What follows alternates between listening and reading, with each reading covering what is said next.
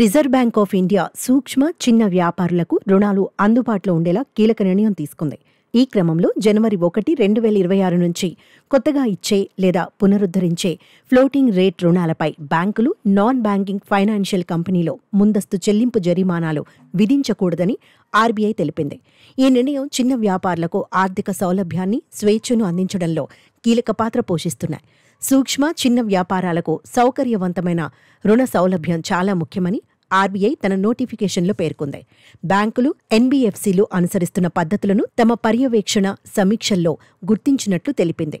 ప్రధానంగా ముందస్తు చెల్లింపు జరిమానాలు రుణగ్రహీతలకు అసౌకర్యాన్ని కలిగించడమే కాక ఒప్పంద వివాదాలకు కూడా దారి తీస్తున్నాయని వెల్లడించింది.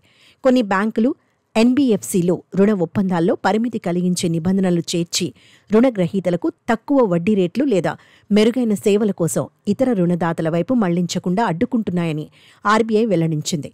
ఇలాంటి పద్ధతులు రుణగ్రహీతల ఎంపిక స్వేచ్ఛను, మార్కెట్లో ఆరోగ్యకరమైన పోటీని దెబ్బతీస్తాయని హెచ్చరించింది.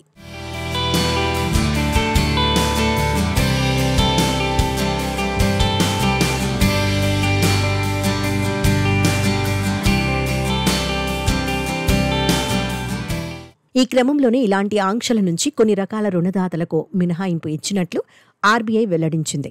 స్మాల్ ఫైనాన్స్ బ్యాంకులు, రీజనల్ రూరల్ బ్యాంకులు, టైర్ 3 ప్రైమరీ కోఆపరేటివ్ బ్యాంకులు, రాష్ట్ర, కేంద్ర కోఆపరేటివ్ బ్యాంకులు, మిడిల్ లేయర్ ఎన్బీఎఫ్సీలు ఉన్నాయి. దీంతో పాటు ఇప్పటికే 50 లక్షల వరకు రుణాలపై ముందస్తు చెల్లింపు జరిమానాలు విధించకుండా నిషేధించబడ్డాయి.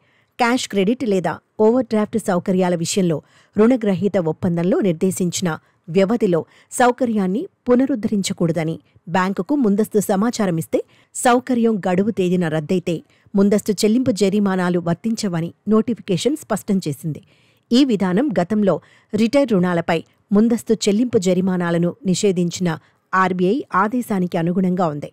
రుణగ్రహీతల హక్కులను కాపాడడం, రుణ మార్కెట్లో ఆర్థిక చేరికను ప్రోత్సహించడం పట్ల ఆర్బీఐ తన నిబద్ధతను మరోసారి గుర్తుచేసింది. ఈ నిర్ణయం సూక్ష్మ చిన్న వ్యాపారులకు మరింత సౌలభ్యం, ఆర్థిక స్వేచ్ఛను అందిస్తుందని, దీనివల్ల వ్యాపారులు తమ ఆర్థిక అవసరాలకు అనుగుణంగా మెరుగైన రుణ ఆప్షన్లను ఎంచుకుంటారని ఆర్థిక రంగ నిపుణులు చెబుతున్నారు.